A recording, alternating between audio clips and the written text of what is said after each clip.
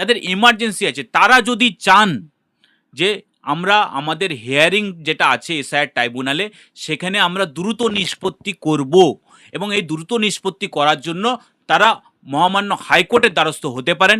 সবাই দেখতে পেয়েছে যে যারা বিএলও আছে বিএলওর নামও বাদ চলে যাচ্ছে, জেলা পরিষদের সভাধিপতি তারও নাম বাদ চলে গেছে, এমএলএর নামও বাদ চলে গেছে। পরিস্থিতিতে দাঁড়িয়ে যাদের নাম ডিলিট হয়ে গেছে তারা এরকম নয় যে তারা সবাই মানে বাংলাদেশি, তারা সবাই মায়ানমার থেকে এসছে, তারা সবাই বিদেশ থেকে এসছে, এরকম ব্যাপারটা নয়। যাদের ডিলিট হবার সেগুলো ডিলিট হয়ে গেছে, কিন্তু যাদের ডিলিট হয়েছে তারা এখন সমস্যায় পড়ছে।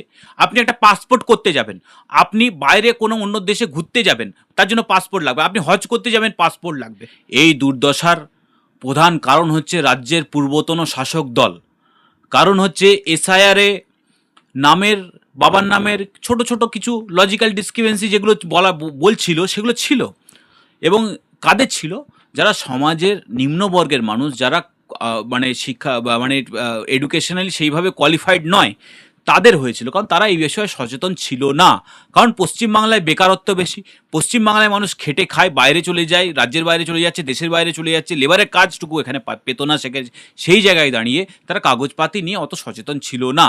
কিন্তু হঠাৎ করে যখন এসআইআর হলো ভোটের 2-3 মাস আগে, এবং সেটা খুব লিমিটেড টাইমের ভেতরে হলো, তখন রাজ্য সরকারের উচিত ছিল যে বেশি করে ম্যান পাওয়ার দিয়ে প্রফেশনাল যারা আছে তাদেরকে দিয়ে ডেটা এন্ট্রি করানো, বাকি এআই যা করছে। কিন্তু ব্যাপার হচ্ছে সেই ডেটা এন্ট্রি যারা করছে তারা দক্ষ ছিল না। তাই জন্যই আমি আপনি সবাই দেখতে পেয়েছে যে যারা বিএলও আছে বিএলওর নামও বাদ চলে যাচ্ছে, জেলা পরিষদের সভাধিপতি তারও নাম বাদ চলে গেছে, এমএলএর নামও বাদ চলে গেছে। তো সুতরাং এগুলো হতে পারে কি করে? কারণ হচ্ছে যারা এন্ট্রি করছিল তারা প্রফেশনাল ছিল না, দক্ষ ছিল না, বা যেটুকু যারা করছিল তার বেশি ম্যান পাওয়ার দরকার ছিল।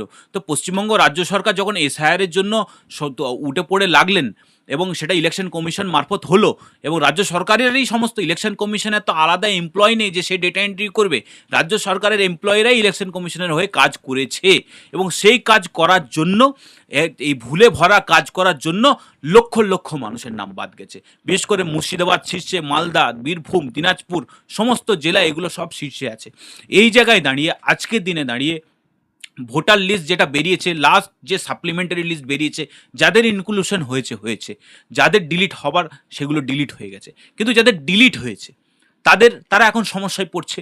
আপনি একটা পাসপোর্ট করতে যাবেন, আপনি বাইরে কোনো অন্য দেশে ঘুরতে যাবেন, তার জন্য পাসপোর্ট লাগবে, আপনি হজ করতে যাবেন পাসপোর্ট লাগবে, আপনি দেশের এ প্রান্ত থেকে ও প্রান্তে যাবেন পাসপোর্ট লাগবে, এই ভোটার আইডি কার্ড লাগবে। কারণ যেখানেই যাবেন আপনার ভোটার আইডি কার্ড, সেখানে হোটেলে হোক বা যেখানে স্টে করবেন সেখানে চাইবে। আপনি সরকারি কোনো সুযোগ সুবিধা পেতে চাইলেও সেখানেও আপনার ভোটার আইডি কার্ড মাস্ট। ভারতবর্ষে এখনও পর্যন্ত সচিত্র ভোটাধিকার প্রমাণপত্র, আমি নাগরিক হয়েছি বলেই আমরা ভোটার কার্ড আছে, এবং তার জন্যই আমি ভোটটা দিতে পারি। সুতরাং এই পরিস্থিতিতে দাঁড়িয়ে যাদের নাম ডিলিট হয়ে গেছে তারা এরকম নয় যে তারা সবাই মানে বাংলাদেশি, তারা সবাই মায়ানমার থেকে এসছে, তারা সবাই বিদেশ থেকে এসছে, এরকম ব্যাপারটা নয়। তারা সবাই ভারতীয়। ব্যাপারটা হয়েছে কি যে মায়ের নাম আছে, বাবার নাম বাদ চলে গেছে, স্বামীর নাম আছে, স্ত্রীর নাম বাদ চলে গেছে, এক ভাইয়ের নাম উঠেছে আর এক ভাইয়ের নাম ডিলিট হয়ে গেছে। এটা কি করে হতে পারে? তো এই জায়গায় দাঁড়িয়ে আজকের দিনে এসআইআরের যা লক্ষ লক্ষ যে পেন্ডিং ডিলিট হয়ে গেছে তারা দুভাবে অ্যাপিল করেছে, ইদার অনলাইনে করেছে নাহলে অফলাইনে করেছে। অফলাইন অ্যাপিল করার পরে প্রত্যেকেই ব্যাপারটা এমন একটা জায়গায় দাঁড়িয়েছে যে লক্ষ লক্ষ অ্যাপিল হয়ে গেছে। সেই লক্ষ লক্ষ অ্যাপিলের সমস্ত কিছু হবে ট্রাইব্যুনালে, এসআইআর ট্রাইব্যুনালে তার নিষ্পত্তি হবে।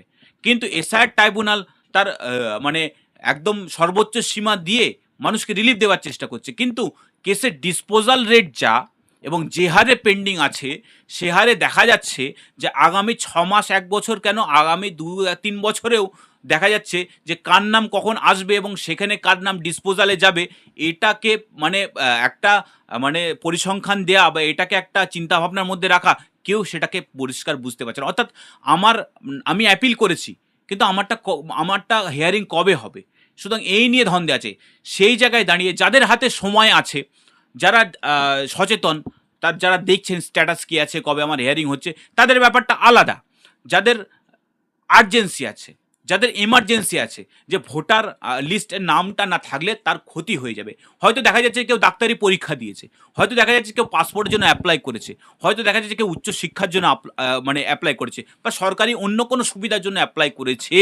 সেই জায়গায় দাঁড়িয়ে, বা দেখা যাচ্ছে যে বাবার ভোটার কার্ডের নাম ডিলিট হয়ে গেছে, ছেলেদের প্রাপ্তবয়স্ক হয়ে যাচ্ছে, সে জায়গায় বাবারই যদি ডিলিট থাকে তো ছেলেদের নাম তুলতে অসুবিধা হচ্ছে।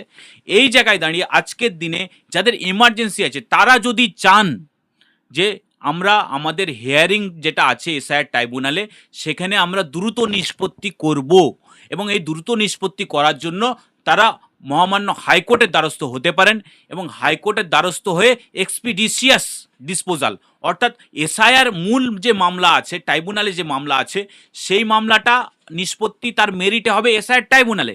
কিন্তু এসআইআর ট্রাইব্যুনালে আপনার কেসটা যাতে তাড়াতাড়ি শুনানি হয়, তার জন্য আপনারা যাদের এমার্জেন্সি আছে তারা হাইকোর্টে আসতে পারেন এক্সপিডিশিয়াস ডিসপোজালের জন্য। এখান থেকে একটা অর্ডার হয়, যেটা আপনাদের উকিলবাবু করে দিতে পারেন, ঠিক আছে? সেই অর্ডারে মারফত, সেই অর্ডার হলে তার কমিউনিকেশন উকিলবাবু করবেন এসআইআর ট্রাইব্যুনালে। সেই কমিউনিকেশনের পরে হচ্ছে তেনাদের যে কেসটা আছে, সে এ দিয়ে শুরু, সেই কেসটা মানে এসআইআর ট্রাইব্যুনাল দ্রুত শুনানির জন্য হাইকোর্টে যা টাইম বেঁধে দেবে, 1 সপ্তাহ হলো কি 15 দিন হলো কি 1 মাস 3 মাস, যে টাইমই বেঁধে দেবেন, সেই টাইমের ভেতরে আপনার কেসটা এসআইআর ট্রাইব্যুনালে নিষ্পত্তি হবে। যদি আপনার ইনক্লুশন হয়, অর্থাৎ ভোটার লিস্টে আপনার নামটা উঠে গেল, তাহলে এক্ষেত্রে কি হলো, আপনার সমস্ত সমস্যার সমাধান হয়ে গেল। কিন্তু যদি দেখা গেল এসআইআর ট্রাইব্যুনালেও আপনার ডিলিট হয়ে গেল, তখন আপনি কি করবেন? তখন আপনি যেটা করবেন সেটা হচ্ছে যে ট্রাইব্যুনালে যে ট্রাইব্যুনাল মানে মানে আপনার পক্ষে রায় এলো না, তার জন্য আপনার নামটা ডিলিটেই রয়ে গেল। তাহলে ট্রাইব্যুনালের যে একটা অর্ডার হলো যে হ্যাঁ, এই লোকটার যে অমুক অমুক কারণে এনাকে ইনক্লুশন করা হচ্ছে না, সেই যে অর্ডারটা হবে, সেই অর্ডার নিয়ে আপনারা আবার হাইকোর্টের দ্বারস্থ হতে পারেন।